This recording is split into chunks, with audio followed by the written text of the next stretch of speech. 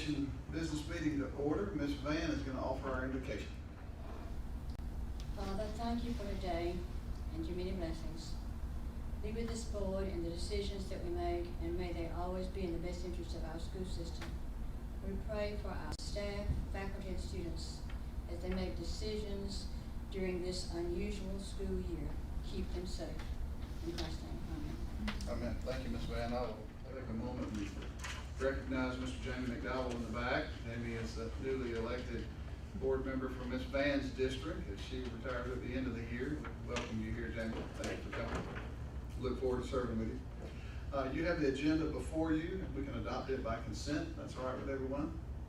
Okay. You have the minutes from the 3 meetings we had in August, the 17th, the 25th, and the 31st. What is the pleasure of the board as it relates to those minutes? If we need to take them separately, we can, but if we can approve them all at the same time, we will. Very short. Have a motion from Ms. Lane to approve, second from Ms. Ford. Any discussion? Hearing none, all those in favor, let it be known by saying aye. Aye. Any opposition? Passes 5-0. We have the financial statements for the months of July and August. What is the pleasure of the board? Move we approve the financial statements for July and August. We have a motion from Ms. Van. Is there a second? Second from Ms. Lane. Is there any discussion? Hearing none, all those in favor, let it be known by saying aye. Aye. Any opposition? Passes 5-0. The consent agenda. Dr. Miller, I believe you had some changes on that. Yes, sir, one addition. So we have a very brief agenda. There's 9 recommendations for employment, and I'm proud to say 5 of those are substitute teachers. We also have 3 requests to raise funds and 1 facility use request from Terrell Academy. And this request is for, they would like to host their Region 1 Act competition in the Clay Auditorium. And they've worked with Mr. Wright at the high school. I recommend the board approve the request. What is the pleasure of the board as it relates to the consent agenda? Move to accept. Motion by Ms. Lang. Is there a second? Second by Ms. Van. Any discussion? Yes, ma'am. We are 11 bus drivers short. Tell me about the bus driver situation. Well, I can, we have 11 routes that are being driven by other than their original driver. It's a combination of things. I talked to Mr. Haynes today. For instance, one driver recently had some surgery and it was a great deal more than anticipated. So they're going to be out. What was going to be a 2 or 3 day out is going to be a couple of weeks now. We have a driver who was in quarantine for exposure. Actually 2. One came back today. The other is coming back. They've had some residual health issues. One of the drivers that we're using is the Oak Tree driver, which is, they drive to Albany, and Oak Tree's following the Doherty model, doing virtual learning only, so we're using that driver to serve within the system on a new route. So today, when I talked to Mr. Haynes, we had a meeting last week with staffing associates, and they were able to connect us with some potential drivers, and so we believe we'll have some names to bring to the board. Well, they won't come to the board because they work for the staffing people. They actually are their employees, so, but we believe we're gonna get some people out of that, that is great.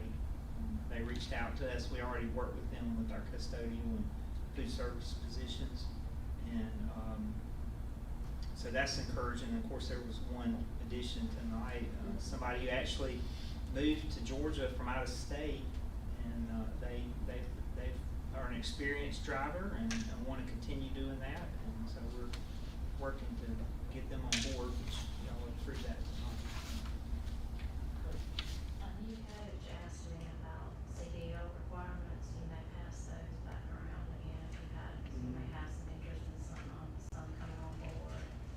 Sure, we've gotten the word out to them, and our teachers and staff can make pretty good, a little bit extra money by taking a route. A couple of our coaches are driving like a morning route to help us get through right now. And I was interested to see all the things they're using.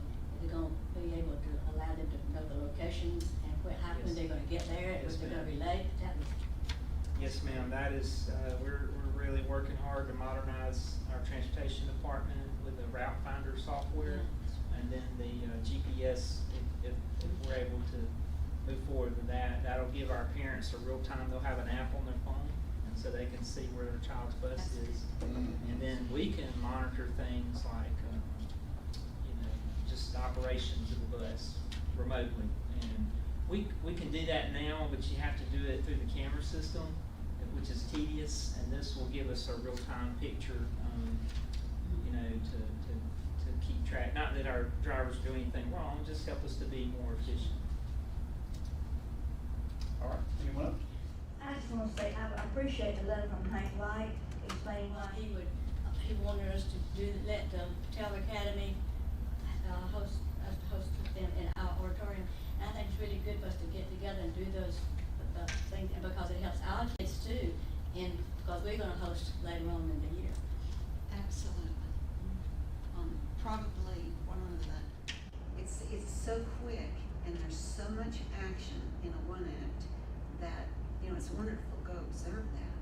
But I'm glad that we have the facility and we can make that happen. And because they were turned down at several places, I think you said. Yes, and we've also been contacted by another private school about hosting another event in the Clay Auditorium. That we'll bring that to you later on. It's not for sure yet. I talked to the headmaster a couple weeks ago,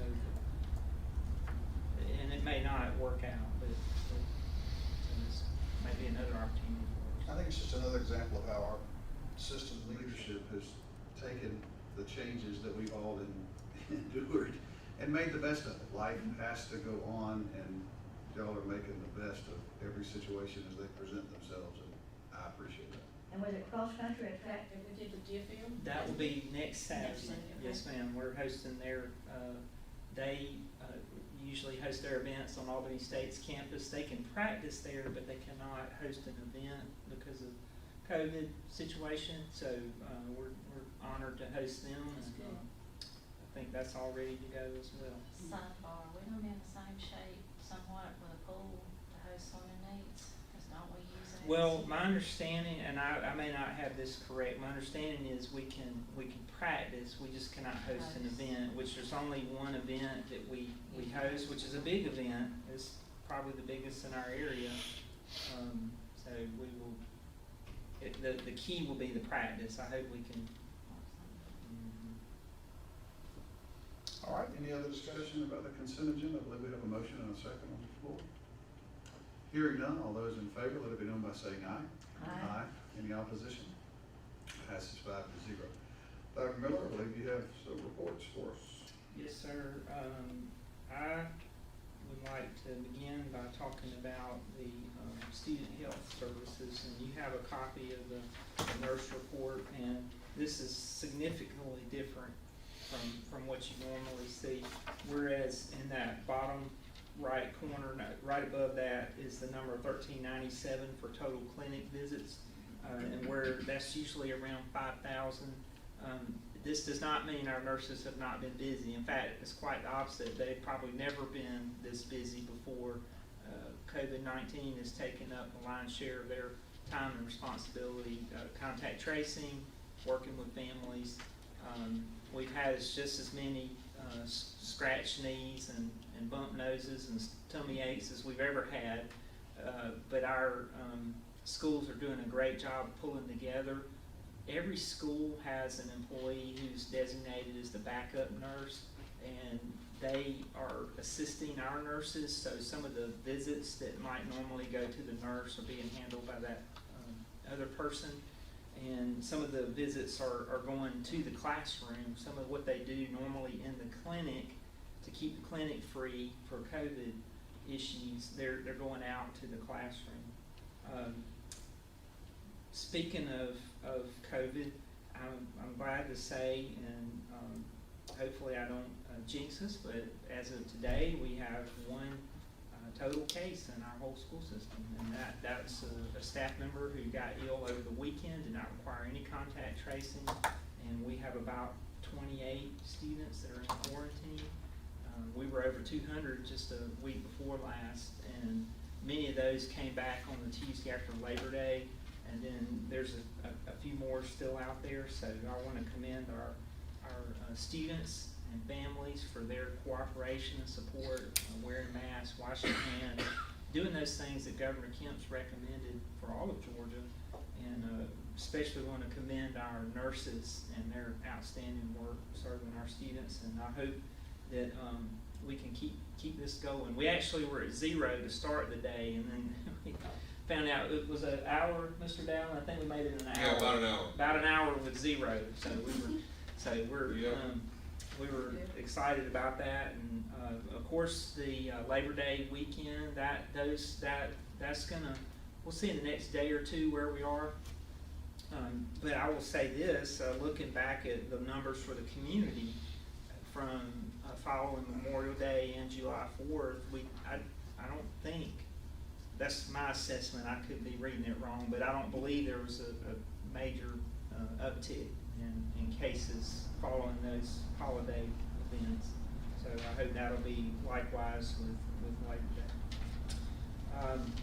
Under transportation, we've already talked about earlier what I was going to say, just that the Route Finder software has been fully implemented, and this gives us a great deal more capability with our routing and with connecting that to our Infinite Campus student system.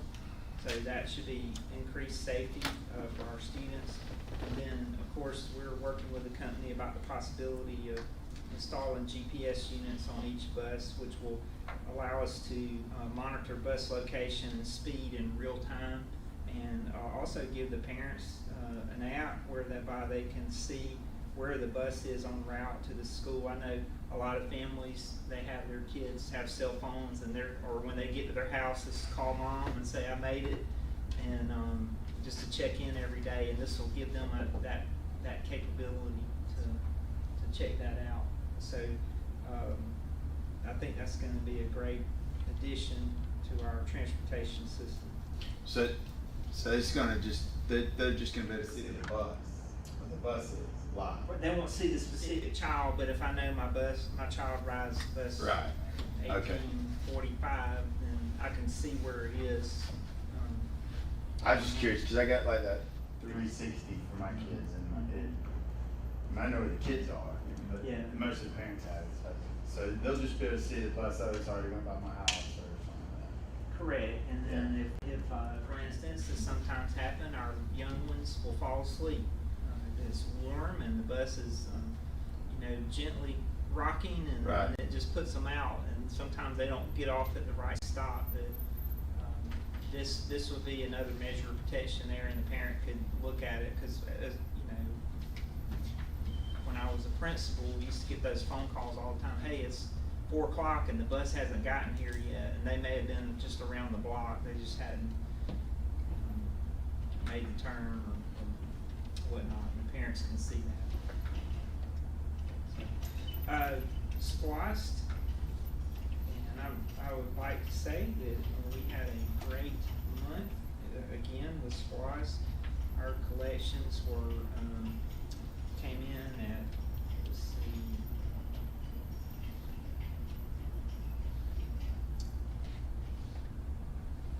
$365,857.36. It's very interesting. Since 2015, the average per month in SPLOST collections was $277,000 per month prior to this year. So far this year, we're averaging $339,000 per month, which is awesome. That will really make a difference if we're able to continue, and we hope that will be the case. Very good month in SPLOST collections. And we will start, as you know, we have a SPLOST measure on the ballot in November, and so we're going to start getting information out to the voters so that they can know that, first and foremost, they need to vote, and then get information about what exactly is out there in regards to the SPLOST. And finally, under some really good news, we had probably the biggest news I can remember for food service. And this announcement went out today, Mr. Dowling? 4 o'clock. 4 o'clock today, and we sent a reminder to all parents, all students will eat free from September 15th through the end of December, which is incredible. That is great news. Secretary of Agriculture, Sonny Perdue, took the lead on that. I'm very thankful for his leadership and the people at the State Department of Nutrition that work together. And all of our students will eat free. And I believe that it goes from actually September 1 through the end of December, so it'll be, nobody will get money back. Their account will be credited if they paid for lunch last week. It will be credited to their account, so they'll have that. What was the criteria for that? It is, we're one of the systems where every student does not eat free. And so, based on our participation in free and reduced lunch, we now have 100% that will be able to eat. And it's just, I think, another step in response to COVID to address food insecurity in our communities and hopefully make sure that our kids are taken care of. And that applies to breakfast and lunch. Is it like 40%? You've got to be over 40%, or? No, ma'am, we are very far from, we are probably 42%, 44, Mr. Dowling, Last I saw was 44%. I think it's gotta be over 80 or 90. Closer to 90. Yeah. This is a CARES type thing. Before everybody gets free, it has to be over 90%, I No. thought so. Mhm. We won't, it will be a long time before we get near that number. Are we one of the few in Southwest Georgia? We're the only- schools? the Only only one. Where the kids all eat free, but this is great news for families. And you think about now, this does not include an extra meal. Some of our boys at the high school, they eat, or a student, Miss Ford, and I know Ryan Broadhead, I remember he was trying to put on weight to play football in college, and he would eat 5 ice creams every day after lunch. Never gained a pound. he was in my geometry class here. He did, I don't think he ever stopped eating. Yes, great young man. But we are excited about this news. It's a blessing to our community and to our families, and I hope they'll take advantage of it and avail themselves of the opportunity. We have some really good food that we provide every day for breakfast and lunch, so great opportunity for them. Thank you. And that's all I have, Mr. All President. right. Discussion and action items, the 2020-2021 calendar discussion. I just like the board to be aware of the possibility that if our numbers with COVID-19 were to spike, or we're to be in a situation where we had a lot of issues with attendance related to illness, that it may be necessary to temporarily go to virtual learning. And I just want the public to know about that. I want the board to be aware of it. We certainly would keep you apprised of any situation if we got close to that. We're nowhere near that need now, but in the future that could change. We've already seen a few cases of flu in the system, not many, just a few handful. I've heard that the strep is going around, and there's another virus that's not COVID that's affecting some families. So we just want to be ready, and we want our families to be ready if that were to become necessary. And we monitor these data every day. We look at attendance, we look at the cases of illness that we've had, and so that we can, if we had to close a school or schools temporarily for in-person learning, we're prepared. We have a plan in place for virtual learning if we had to switch completely to that. Now remind me, if you had to switch to that, the students that are on virtual, they continue on that path, or does the whole student body converts to a different virtual model? How, They would continue in virtual, we would just, have to move Take the others. them And ideally, it would be a short period of time, hopefully, to allow the school to close. In the years before COVID, we had a case one year where we had a real big increase in flu cases in the system. And we came very close to having to shut down school, but to make that effective, it had to be, several days. It couldn't be like, okay, we're gonna take Friday and be back on Monday. It had to be, if I remember. Quarantine period. Potentially. So I have a question, Yes, and sir. I asked that last meeting, and we talked about it before this meeting, because I'm a little concerned about when flu comes back.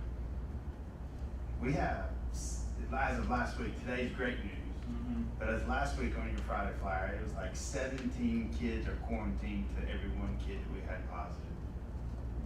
All right, I'm trying to wrap my brain around why we have 17 kids quarantined for one kid positive, because if that's the case now, when flu comes, it's gonna be more than that. So what are we doing to be able to try and prevent 17 kids? I mean, was one kid in contact? Now, they were telling me last week that it had something to do with siblings. So I get some of that. But do we know if any of those quarantine kids or any of those positive, have any of those quarantine kids been positive? And we talked about that before, a couple of them. But then, have we, because part of contact tracing is figure out where the weakness is. I mean, is it that kid, is he actually in contact with 17 kids, or is, what are we doing? Because I think it depends. I mean, you have some where there are very few who are quarantined because of a positive case. Okay. But you have some where. So you just look at it's case by case, which y'all. Yes, Okay. it's definitely case by case, and like I said, sometimes it's very, very few, if any.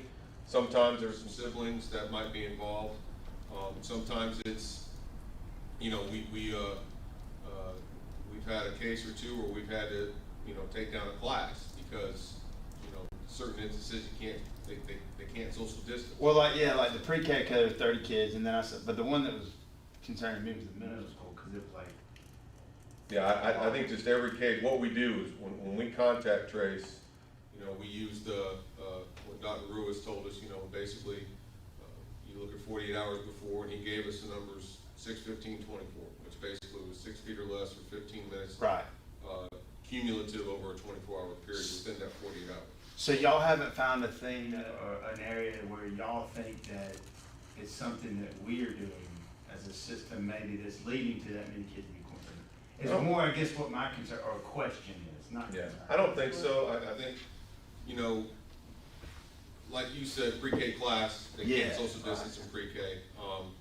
If for example, you're on a bus and, depending on where a certain child sits, we pretty much measured that, 6 feet is basically 2 seats on a bus. So anybody within 2 seats around that person is probably going to be in close contact with them. So there's just certain cases where you just have a higher number, and in certain cases you don't. I mean, we got very fortunate. Some of our cases, if somebody starts feeling ill on a Monday morning, well, 40 hours before Saturday, so we're good. As long as they don't come to school, we don't have to worry about contact tracing. So that helps a little bit. So I mean, so it could be like one kid was on a bus. Right. He's around 5 kids, and now that kid, each one of those kids has a sibling, so that could be potentially 10 kids because of that one kid. And also it could be self-quarantined from the family. I mean, some of these Right. kids are. Yeah, no, I get it. I just, with the flu coming, and if you had 17 kids per 13 positives, you got the flu coming, which has a very similar symptoms. I mean, we could be very well leading to virtual learning. And I'll tell you, last week this was very, it was a very positive sign to me. Last week, we did have several people that had to go home, but they all tested negative for the virus. Right, Dr. Miller was telling me that. Yeah, it was some other, COVID-like virus, or it was strep, or in a couple cases we did have flu, but But, you know, so that helped us immeasurably, because we had some folks that were able to come back after just a few days. And by the time Friday rolled around, a lot of those, you know, students and staff members were back in school, so. You could get an increase in number too if you've got the older students having COVID, because they're switching classes Oh, yeah. more than your younger ones, so you might have to go through 6 periods and hit 2 or 3 out of every class that one person was in. Well, that was my point, you know, is if it's something like that, that's doing something like that, do we need to, if we've narrowed down an area where we're seeing that's got, do we need to change a procedure or be prepared to change a procedure, but that's not the case. Well, we say all options are on the table, and we could do some things at certain grade levels to perhaps that may not be as convenient, that would make it better, but we prefer not to go there unless we have to. Right. So we could go, say for instance, Mr. Dowling probably talk about it better than I can, but an A/B schedule, so if I'm on a, you know, I would do these. Do a hybrid. Yeah, do these classes this week for an hour and a half and these the next week, and so I'm not changing classes as often.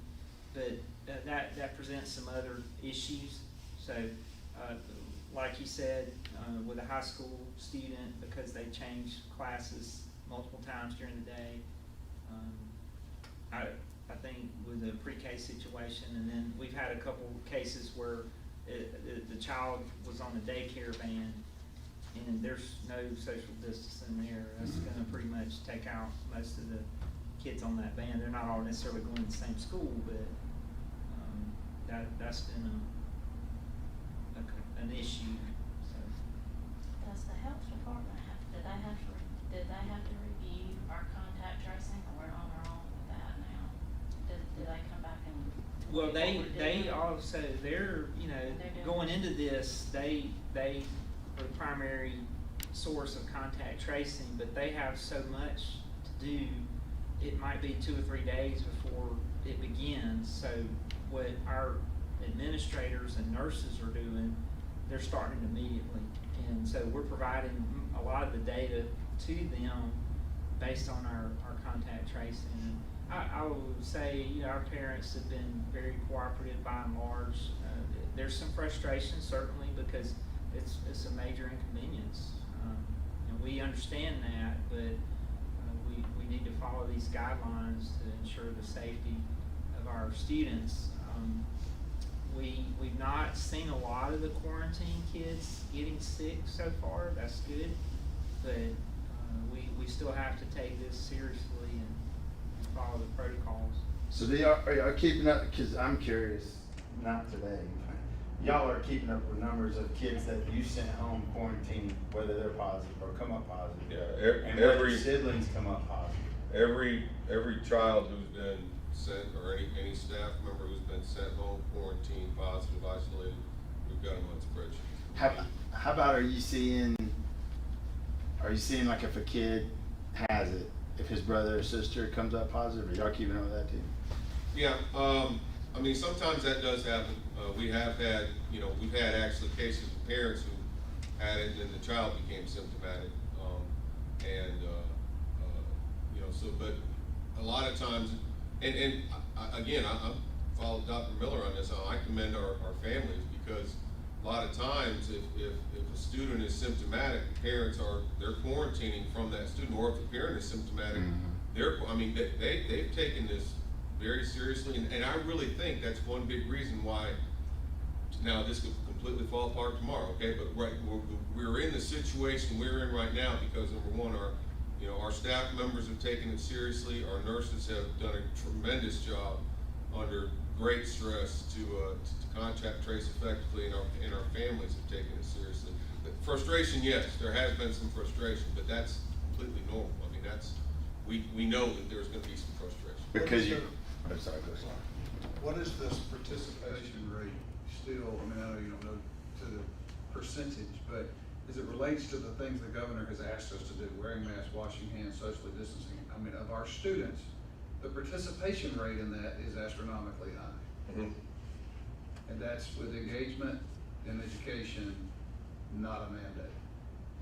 Yeah, they've been tremendous with it. They That's really have. highly effective. the education and engagement that our teachers and the administrators have done since we started school has really contributed to the overwhelming compliance with those things. And our parents as well. I'm not at the school every day, but when I've been at the schools, I see the parents, you know, if they have to go to the building donning a mask, or certainly coming in and out of here for registrar or other business, taking the time to put on a mask.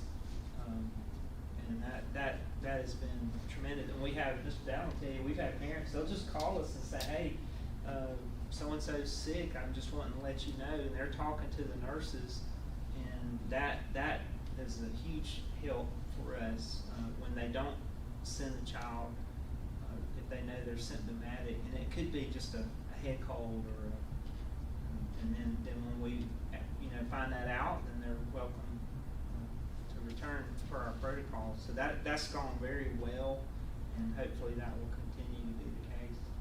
And do you find, I think Frank's right, I agree 100%. Like, y'all have put out like, I don't even, my mind is blank. Sanitizer, hand sanitizer stations. Do you find that you're filling them up, like the kids are using them, or utilizing them, or are you finding that before, do y'all even know? I'm curious. I can find out, I don't know. Well, I'm curious. I see, because I've been in some businesses where I know it's the same canister has been there. I know that's the same. You can't even fill it up. No, it's usually, but then I've been in some like the gym. You know, he's filling it up daily. He's got new stuff. And I was just curious if they were actually taking advantage of. Some people are being quite responsible for it. They are. Well, it's like anything else. I mean, some kids are very, very cognizant of it, and some kids are not. And I think, you know, talked about the masks and stuff. You know that the older they get, sometimes the less they're gonna maybe participate as much. But even still, I mean, we've had really good participation here. Any other questions? In a recent meeting with Sumter EMC, they had, the Department of Community Affairs there, and they were discussing, and they're sending money to these EMCs to provide broadband service to counties that are kind of underserved. And so they kind of discussed that, and through that, there is a map that is on the web, and it's basically the underserved counties in Georgia, and ours would be one of those. In the southern portion of the county, you know, it's pretty much solid. You know, you can see that, you know, I mean, they have the broadband service that they need to be able to use, you know, the resources that we're gonna give them through virtual learning. But there's probably about 2/3 of the county that would be considered underserved. Have you heard from parents, you know, that are doing the virtual learning? Are they having difficulty with reception? Yes, ma'am. We've probably heard more where they're using up the minutes on their device. That's really stretching them. And then obviously we've had some that are out in the more rural areas of our county that have had issues with internet reception.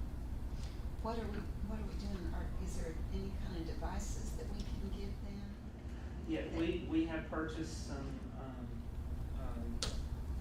hotspots, but even with those in the rural areas,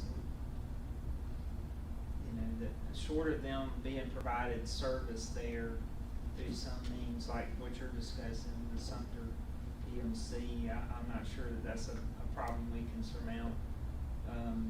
We're certainly open to trying anything. Students who qualify for free and reduced lunch can get MediaCom services for free. So Really? we put those resources out on our website to make available. The problem is MediaCom it goes that part of the county discussed is covered, but once you go out a little bit from that part of southern Lee County, it's not hard to get out into the areas where there's not the coverage. I wonder if Verizon has something though with free minutes for offers. Well, we purchase hotspots from them. Okay. And, so we have some available. to provide. If we did have to go to the virtual learning, my hope is we can continue this will be down the road somewhere that we'll be able to get we've ordered additional laptops, and we've also going to have in place an enhanced Wi-Fi system.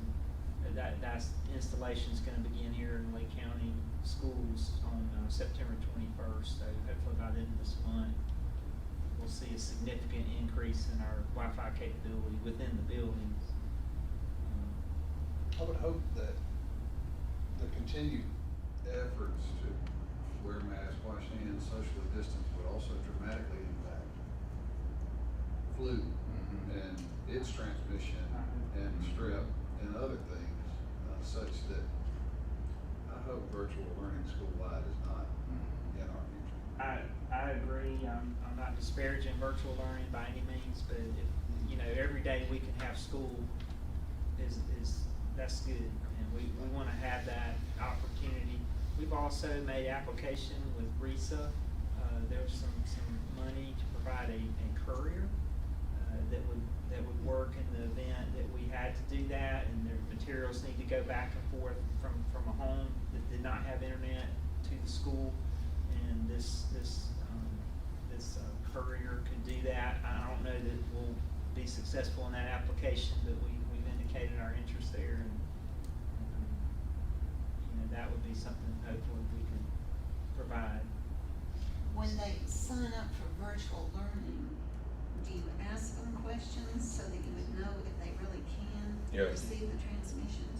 Yes, ma'am. It was, very clear in the application that they needed to be able to have internet to the level that they could download content, stream videos potentially, or other types of material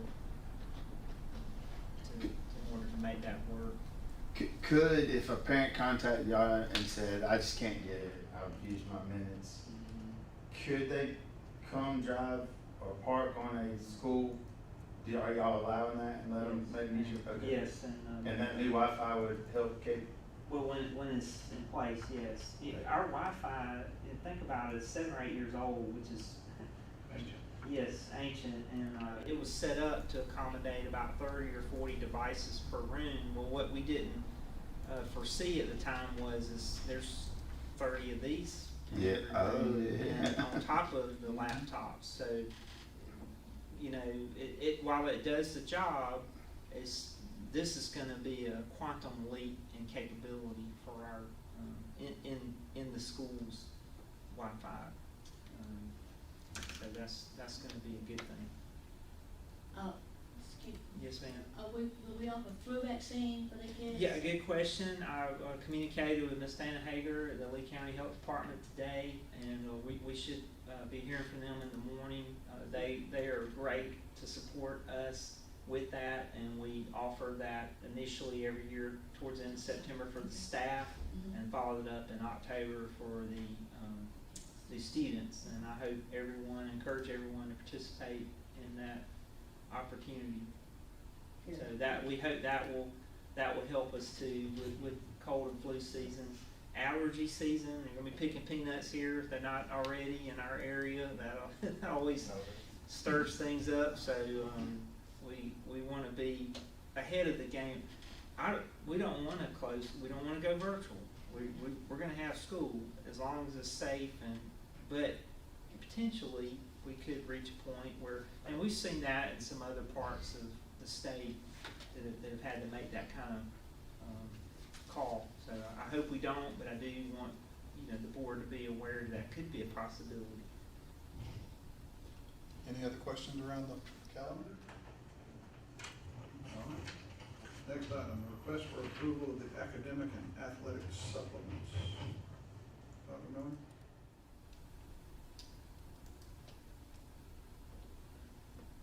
You have a list of the academic and athletic supplements before you. I'd like to point out that we're adding some new positions this year that we've not had in the past. For example, gymnastics, and that's a new one. We have 2 coaches we're gonna get that program off the ground. And of course, bass fishing, which we've had, that's been a club, but it's now an official GHSA sport. So we're continuing to see extracurricular activities grow, and we hope that that will continue to be the case. What is the pleasure of the board? Move to approve the academic and athletic supplements. Motion from Ms. Lane, second from Dr. Newell. Any discussion? Did these dollar amounts line up with what we had? They did, we increased by 3 positions in soccer, but there's 2 positions that's vacant, so there's about $4,000 it went up for those positions. So, I mean, it's in, Yeah, It's just relatively. Any other questions? All those in favor, let me know by saying aye. Aye. Any opposition? Passes 5-0. Next item is the request for approval of a temporary increase to substitute nurse pay. Dr. Miller? We have recently approved a temporary increase to sub-pay, which has been a wonderful thing. We've gotten many additional people interested in substitute teaching. We're asking the board to do likewise for substitute nurse pay. We believe this will help us make sure that we can obtain qualified and competent substitute nurses. What is the pleasure of the board? I move we approve the increase in substitute pay for nurses. Have a motion from Ms. Van. Is there a second? Second from Ms. Ford. Any discussion? Hearing none, all those in favor, let me know by saying aye. Aye. Any opposition? Passes 5-0. Seeing no other matter on the agenda, I will declare the meeting adjourned.